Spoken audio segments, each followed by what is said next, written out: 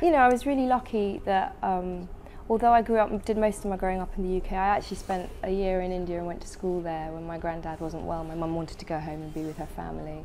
And my mum, if you asked her now, she'd say she's very British. She thinks she's more British than the Queen. But, you know, she's Indian and it is important to her. And you know, I was raised with that as one of my cultures, you know.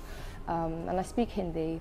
And it is important to me, and it's important to me to celebrate the migrant journey. You know, my mum came when she was 13. She's only ever worked, she's never claimed benefits, she's only ever made a life in this country.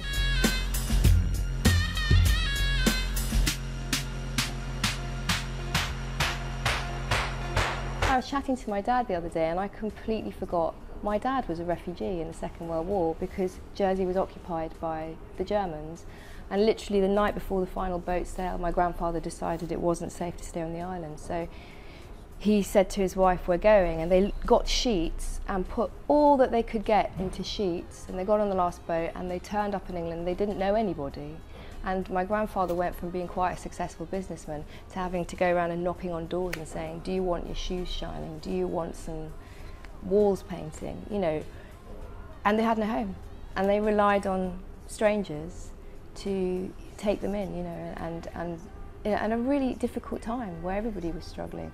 So I hadn't really processed that my dad had been through that, you know, that for 5 years of his life as a child he was displaced and couldn't get home. So yeah, I feel really strongly about it.